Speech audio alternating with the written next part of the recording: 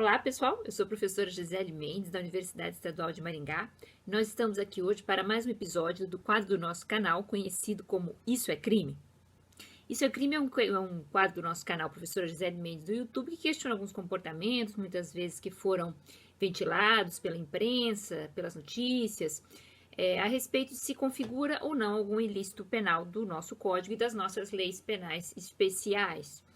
Pois bem, nós estamos em agosto do ano de 2023 e muitos têm falado ultimamente num suposto desvio ou apropriação de joias de conteúdo bastante valioso pelo ex-presidente da República do Brasil, Jair Bolsonaro, e também pelo seu entorno, né, com a ajuda do seu entorno, de alguns oficiais, militares, um advogado ligado a ele, que supostamente teriam ajudado aí nesse desvio desses bens e apropriação dos valores recebidos com a venda deles. Ok? Vamos entender melhor o caso, então.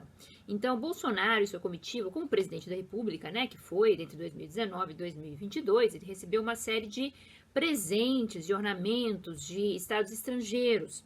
São símbolos de hospitalidade com a República Brasileira, de cordialidade, são recordações de objetos bastante valiosos, geralmente em ouro ou folheados a ouro, que tem uma representatividade naquele país, na cultura daquele país. Estamos falando de países orientais, ok? Arábia Saudita, Bahrein, que o presidente visitou entre 2019 e sobretudo 2021 e recebeu alguns kits, né? Então, recebeu, tudo bem, até aí tudo certo, porque como presidente da República, ele representava o Brasil nessas viagens oficiais ao estrangeiro, não é? E esses kits, eles têm esse fim que eu falei de representar um ornamento e uma hospitalidade com relação à comitiva brasileira que estava ali fazendo aquele deslocamento e aquela viagem, né? Não eram e não são entendidos legalmente pelo Tribunal de Contas da União, enfim, pelas leis brasileiras, como um presente pessoal, ok, gente? Não é algo que se dê ao presidente para que ele use, tá? É claro que presentes pessoais, de cunho pessoal, podem ser também concedidos, e aí o presidente e sua comitiva tem o direito de fazerem uso, né? Então, são classificados como presentes que são de uso pessoal, perfumes, roupas, alimentos, vinhos, né? Que a pessoa ela vai consumir, então não tem sentido guardar aquilo, ainda que tenha um alto valor, porque a pessoa vai usar o perfume, a roupa, ela vai consumir aquele vinho, aquele alimento, do contrário, aquilo pode perecer, né? Muitas vezes objetos que a gente chama de perecíveis. Mesmo que eles tenham esse caráter simbólico de presentear, né, o presidente de um estado estrangeiro, o nosso Tribunal de Contas não considera que isso tem que ser guardado, que isso seja de um patrimônio da União, que isso seja de posse da República Federativa do Brasil, ok? Agora, existem outros bens que, embora sejam também ornamentos bonitos, né, tidos como um presente, uma hospitalidade, como eu disse no início do vídeo, eles têm um caráter mais perene, mais permanente e mais valioso ainda, que é o caso dos kits que Bolsonaro recebeu e que teria aí, supostamente, como a imprensa tem ventilado, né, e também a Polícia Federal, a investigação que foi deflagrada em 11 de agosto, certo, desse ano de 2023. Então, a Polícia Federal ainda está investigando, estamos na fase ainda de investigação preliminar, que os bens são bens que não poderiam ser alienados pelo ex-presidente Jair Bolsonaro, nem por ninguém ligado a ele, uma vez que eles teriam um outro caráter, né? Então, são joias, sobretudo joias e ornamentos, como eu disse, de ouro, de prata, ou folhados ou banhados a ouro, e isso não tem esse caráter de uso pessoal, de consumo pessoal, eles não são perecíveis, eles não vão perecer. Eles são dados à República Federativa do Brasil, pessoal, em caráter de lembrança para que se fique para sempre, né, de forma perene, como uma recordação que foi dada por esses países. E aí, então, o presidente não pode se apropriar delas como algo de uso pessoal, e muito menos vendê-las, não é? Então, nós estamos falando de kits.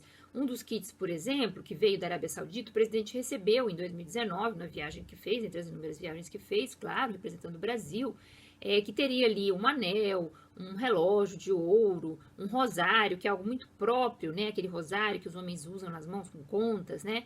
Dos países orientais, um par de abotoaduras também bastante valioso, tudo de ouro mesmo, tá? 24 quilates. Depois também um outro kit que teria, não propriamente um kit, mas que teria um relógio da marca suíça Patek Philippe, que é avaliado em mais de 60 mil dólares, né? Algumas centenas de milhares de reais, certo? E também, ainda são 4 kits pelo menos, também 2 objetos folheados a ouro e não de ouro, um barquinho, né, dourado, e uma outra palmeira também, um objeto tem um formato de palmeira dourada, mas também banhados a ouro, recebidos do país Bahrein, né, onde também teria estado Bolsonaro aí já para o ano de 2021.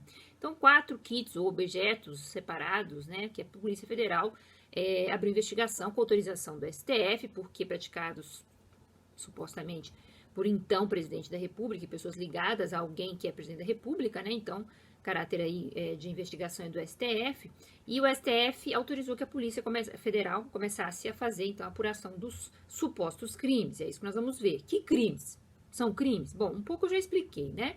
O patrimônio é da República Federativa do Brasil ou é de Jair Bolsonaro? É da República Federativa do Brasil. Isso já está explicado no início do vídeo. Não é algo que pereça, não é algo que se use, que se consuma, que se tome, que se beba. É algo que se guarde, né? E mais que isso, é algo com valor muito superior a qualquer alimento, roupa, qualquer coisa, né? Se a gente for ver, a venda desses objetos sempre é bastante lucrativa, né? Tanto que, continuando a explicação fática, pessoas ligadas ao entorno de Bolsonaro, não próprio, né? Não próprio, mas o tenente-coronel Mauro Cid, que é um ajudante de ordens que esteve aí ao longo de todo o governo Bolsonaro ao lado, com o braço direito, né? Ajudante de ordens é auxiliar, uma espécie de auxiliar do presidente da República, um faz-tudo, né? Ele teria tentado negociar junto com o seu pai, que é um general da reserva, que também se chama Mauro Cid, Mauro Lorena Cid, né? O primeiro é o Barbosa Cid, né? O tenente-coronel, e o general é o Lorena Cid, amigo de Bolsonaro lá da Academia das Agulhas Negras, né? Que estudaram juntos, já na reserva já. Os dois, pai e filho, teriam ajudado, então, supostamente, ou da própria cabeça, mas é um pouco difícil imaginar que eles teriam feito isso sozinhos, né? A negociar esses objetos em leilões, em casas de leilões nos Estados Unidos, Nova York, Miami. E a maior prova disso é que esses objetos foram levados junto com a comitiva presidencial, pessoal, ainda no governo Bolsonaro, no dia 30 de dezembro, como vocês lembram, quando ele saiu do Brasil, até antes mesmo da posse do atual presidente da República, Luiz Inácio Lula da Silva, porque eu não queria estar na posse, não queria passar a faixa, e essa história é por todos conhecida também. Então, ele deu fora do Brasil no dia 30 de dezembro de 2022 e levou consigo esses kits, quer dizer, já tem alguma coisa errada aí, né? Já vamos começar por aí. E lá eles teriam sido negociados. As casas de leilões, Flórida, né, em Miami, na Flórida e de Nova York, algumas recusaram as vendas, não porque pudesse ter algum fim ilícito na venda, mas é porque, por mais que pareça valioso pra gente, né, assim, no dia a dia, essas casas negociam algo de milhões de reais, né, então foi tido com baixo valor de precioso, tá, então não se chegou a negociar em nenhuma dessas casas propriamente, né, a tentativa de Mauro Cid foi frustrada, mas o relógio Patek Philippe foi sim vendido e foi negociado, e em março deste ano, o Tribunal de Contas da União, o TCU, determinou que ele fosse devolvido com o patrimônio da República Federativa do Brasil. E aí entra o advogado Frederico Wassef, né, que é aí outro implicado nessa investigação, mais um, além dos dois que eu já citei, que conseguiu recuperar lá nos Estados Unidos o relógio Patek Philippe que já estava vendido, tá? E devolveu isso, é um elemento importante aqui também do que nós vamos falar sobre isso é crime, isso não é crime. Bom, em primeiro lugar, que nós temos aqui, nós temos que, quando uma pessoa que é funcionário público e o presidente da República e esse pessoal todo estavam na condição de funcionário público, ajudante de ordens, né, um cargo em comissão muito próximo do presidente da República, ou o presidente da República em si também, eles são funcionários públicos, por um vídeo que eu vou postar aqui no final, que eu já falei há muito tempo, da época da pandemia, que sim, eles são, o presidente da República é um agente político, ele é, sim, um funcionário público no momento em que está no exercício do mandato, não que ele tenha sido nomeado em concurso público, nada disso, mas tomou posse como qualquer outro funcionário, né? Terminou o seu cargo, cumpriu o seu mandato. E os detentores de mandato político também são tidos como funcionários públicos. A partir daí, a gente sabe que a apropriação de um bem que não é dele, mas que pertence à União, e isso também já está explicado aqui, pode configurar, sim, um crime.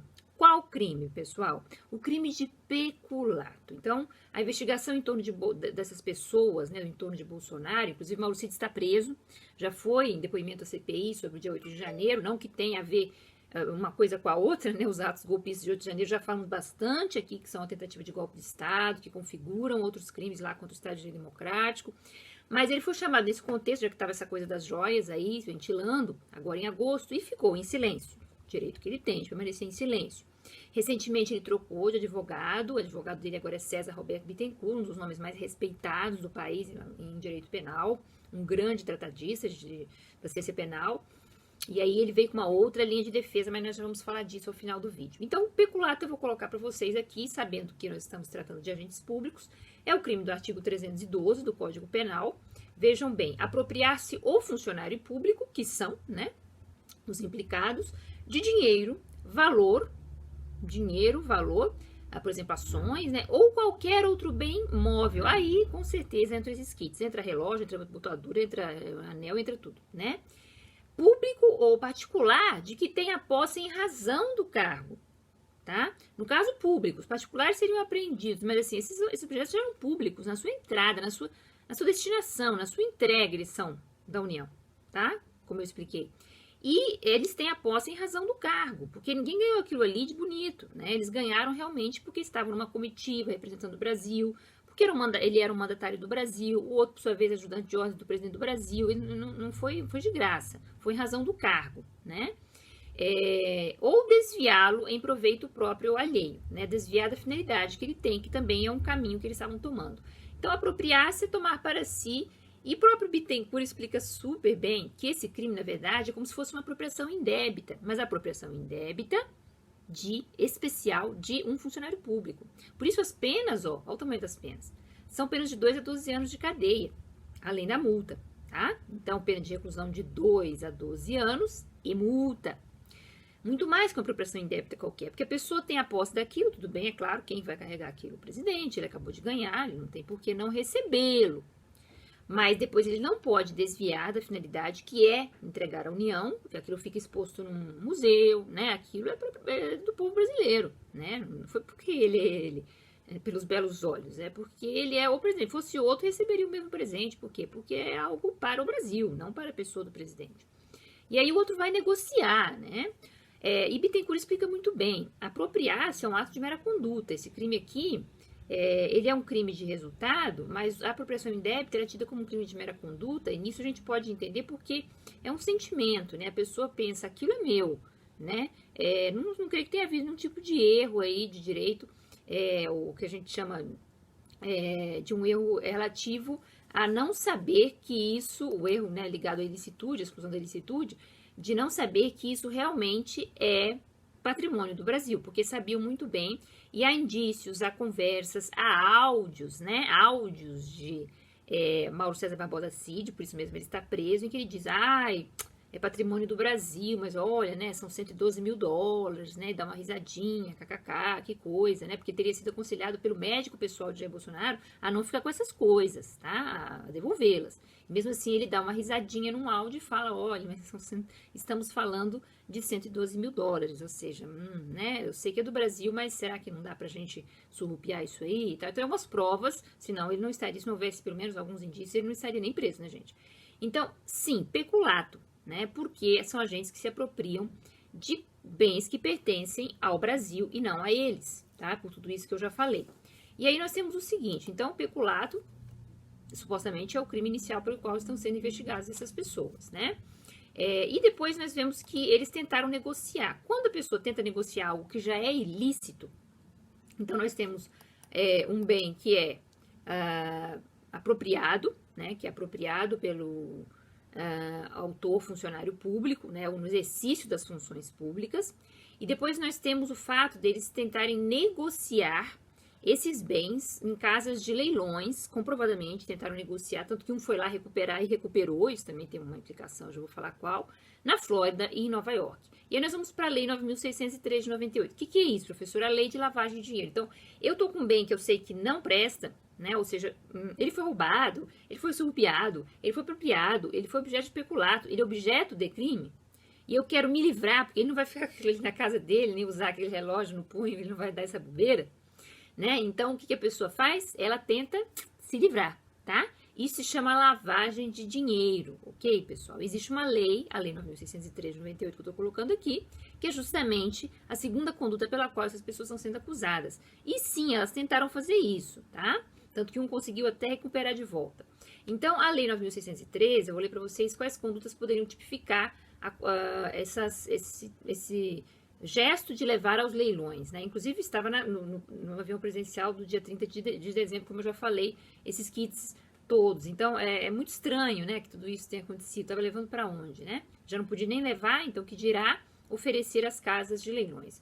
Então, nós temos que o artigo 1º dessa Lei 9.603/98 de lavagem de dinheiro diz: ocultar ou dissimular a natureza, origem, localização, disposição, movimentação ou propriedade de bens, direitos ou valores provenientes, direto ou indiretamente, de infração penal. Então, de qualquer infração penal. Antes havia um rol.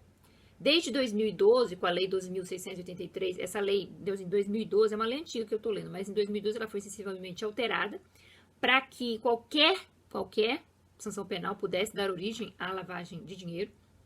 Então, são essas transações feitas para poder o bem se perder pelo caminho e originar um dinheiro que, a partir dele, ele passa a ter, né, pecunia non wallet, né, ou seja, que origem tem o dinheiro? Bom, eu estou com dinheiro, não tenho que ficar dando explicações. Agora, se eu estou com um bem, é muito mais complicado. Eu lavo aquele dinheiro, né, eu consigo fazer com que ele pareça ter uma origem lícita, vou lá no leilão, troco aquele bem por um bom valor e pronto, a partir dali fica tudo certo, né? Então, vocês vejam, ocultar ou dissimular a natureza desses valores que seriam o dinheiro recebido pela venda, se houver venda tivesse havido, e houve do Patek Philippe, houve, tá? De bens que, o quê? São originários de uma infração penal. Qual infração penal? Peculato, que nós já aprendemos. E também, além do artigo 1º, a gente vê que a conduta mais exatamente, a pena é de reclusão de 3 a 10 anos, tá, pessoal? E multa. 3 a 10 anos de reclusão, mais isso aí.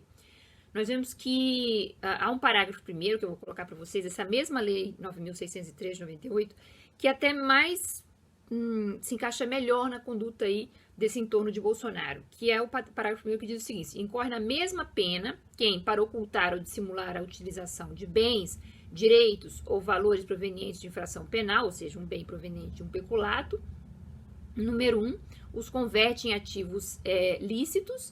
Número 2, os adquire, recebe, troca, negocia, né? Dá ou recebe em garantia, guarda, tem depósito, movimenta ou transfere. Então, a pessoa que negocia bens que tem um caráter ilícito, né? Então, não só a pessoa que recebe o dinheiro que é proveniente, como diz no caput, da venda de um bem de caráter ilícito, lavando esse dinheiro, como também a pessoa que tenta negociar bens que têm um caráter ilícito com a mesma finalidade do caput, né, para ocultar ou dissimular a utilização de bens de caráter ilícito, né, e o terceiro inciso diz importa ou exporta bens com valores não correspondentes aos verdadeiros, né, com alguma diferença aí, justamente para poder lavar o dinheiro. Mas eu acho que exatamente é o inciso 2º que nos interessa, né, adquire, recebe, troca, negocia, dá ou recebe em garantia, guarda, tem depósito, movimento ou transfere esses bens. Então, com certeza, primeiro o peculato que deu origem, que gerou a ilicitude do bem, né? Porque se tivesse ficado lá com a União, não teria tido ilícito nenhum. E, segundo lugar, tentar vender os bens para lavar o dinheiro. E assim parecer que nós temos um dinheiro lícito, né? Pois bem, gente, aí começa toda a saga, né? Porque, sabendo disso, o Tribunal de Contas da União determinou, claro, que esses bens fossem repatriados, e eles estavam nos Estados Unidos, lembremos, né? E se tivessem sido negociados, então é pior ainda, porque alguma coisa deveria ser feita, né? Eles deveriam ser recuperados, não é devolver dinheiro não, tá? É devolver o bem. Frederico Wassef, que é advogado da família Bolsonaro há um bom tempo, acho que todo mundo conhece a pessoa, ele conseguiu recomprar o Patek Philippe, né? O relógio suíço que foi presente lá do Bahrein, que eu disse que vale uns $60 mil ou mais, né? Algo bastante caro. E aí ele conseguiu fazer isso, e no nosso Código Penal há de fato alguma previsão, porque o peculato, ele é um crime que admite algum tipo de quebrantamento, né, da pena, caso a pessoa devolva o bem, né, repare o dano. Mas é importante dizer o seguinte: o peculato, ele pode ser tanto doloso quanto culposo. E no caso do peculato culposo, ou seja, quando a pessoa sem querer permite que alguém se aproprie de bem público, deixa uma janela aberta e aí uma porta aberta, destrancada, e alguém vai lá e furta esse bem público, caso o sujeito recupere esse bem ou pague por esse bem, qualquer tipo de reparação do dano pode extinguir a punibilidade, tá? Agora, não é cabível essa extinção da punibilidade no caso de Frederico Wassef, tá? O que eu estou falando está no parágrafo 3º do artigo 312 do Código Penal, para o peculato culposo, ou seja, alguém que sem querer, vamos imaginar, o vigia de um estabelecimento público, deixa a porta destrancada, alguém chega lá e leva bens, podem ser bens como esses, de ouro, pode ser um computador, pode ser papelada, pode ser alguma coisa que tenha valor para a instituição pública, né, a administração pública, mas o vigia não cometeu o peculato doloso adicional, mas sim o culposo, né? Então ele vai e restitui esse bem até a sentença penal irrecorrível e ele consegue, com isso, a extinção da punibilidade. Mas vejam, né? Isso é para o peculato culposo, porque o peculato, supostamente praticado aí pelo entorno de Bolsonaro, ou talvez pelo próprio, né, porque aí vai chegar agora no final da nossa explicação, ele é doloso, não foi sem querer, ninguém deixou entrar alguém para poder pegar aquelas joias tão bonitas e os kits de dentro da sala do Palácio do Planalto, do Presidente da República. Não foi algo assim, um gesto assim, poxa, eu esqueci a porta aberta e alguém pegou. Aí eles teriam que tratar de recuperar e poderiam ter, sim, extinta a punibilidade. Mas não foi o caso, tá? Houve uma reparação do dano com a recuperação do relógio Patek Philippe, mas isso não tem o menor efeito para efeitos de peculato doloso, tá? A gente vê o peculato doloso, ele não tem a previsão que tem o peculato culposo, a mesma benesse, uma vez que se trata de um crime bastante grave, como eu já disse. Peculato é crime de 2 a 12 anos de reclusão e multa de pena. Bom, mas aí entrando agora na explicação final, há poucos dias assumiu a defesa de Mauro César Barbosa Cid, do filho, né, do general, amigo de Bolsonaro e ajudante de ordens, aqui no caso Mauro Barbosa Cid, César Roberto Bittencourt, que eu já disse que é um tratadista de direito penal, advogado, criminalista e também um autor muito conhecido aqui na nossa área. As primeiras declarações de César Bittencourt foram bombásticas, né? Ele disse muito bem dito, diga-se de passagem, como um grande doutrinador que Mauro César Barbosa Cid, ele era, né, ainda é, de certa forma, mas era, à época do mandato de Bolsonaro, um mero auxiliar, um ajudante de ordens, inclusive o nome que tinha o cargo dele. E aí ele fez tudo isso não da própria cabeça, né? Ele não pegou, olhou para aquela kit e falou, eu vou me apropriar, número 1, cometendo peculato, e eu vou tentar vender numa casa de leilões para ficar com dinheiro, número 2, lavagem de dinheiro. Não parece que ele tenha feito isso sozinho, não é? Existe todo o entorno, aí vai o advogado recuperar, então assim, essas pessoas não fizeram isso de bom grado, assim, porque queriam, né? Ou seja, dolo elas têm, né, negavelmente, né? O conhecimento da ilicitude também é culpabilidade. Mas existe aí dentro da defesa que traçou Bittencourt, e, bom, na verdade, um dia depois, ele já disse que não era muito bem o que ele queria dizer, tá? Que não era para supostamente uma declaração bombástica de acusação do ex-presidente, mas disse que seria o caso da excludente de culpabilidade de obediência hierárquica, porque ele estaria obedecendo ordens. Ordens de quem, pessoal? Ordens de quem? Aí eu pergunto para vocês. Se o sujeito é um ajudante de ordens do presidente da República, mais alto posto da República Brasileira, mais alto cargo da República Brasileira, bom, então, ordens do próprio presidente Jair Bolsonaro, à época. Então, ele não faria isso sozinho da própria cabeça. Se ele obedeceu ordens, ele entra dentro da excludente de culpabilidade de obediência hierárquica, que está no artigo 22 do Código Penal Brasileiro, tá? Vou mostrar aqui para vocês. O artigo 22, ele fala exatamente nessa questão da obediência hierárquica como excludente de culpabilidade. Uma ótima defesa, tá? Vejam como está escrito, como é perspicaz o Bittencourt, né? Quando dá essa defesa, dá essa explicação como defesa de Mauro Cid. Diz assim o artigo 22, eu vou colocar aqui para vocês. Se o fato é cometido sob coação irresistível, não tem nada a ver, ou em estrita obediência à ordem não manifestamente legal de superior hierárquico, só é punível o autor da coação ou da ordem, tá? Vamos tirar a coação irresistível de lado, porque a coação moral é quando uma pessoa é ameaçada. Então, se apontam uma arma para minha cabeça e eu estou sofrendo uma coação moral, tá? Não física, moral. A física é quando agarram a minha mão e me obrigam a atirar em alguém. Isso aí é coação física, não fui eu que tirei, foi o outro.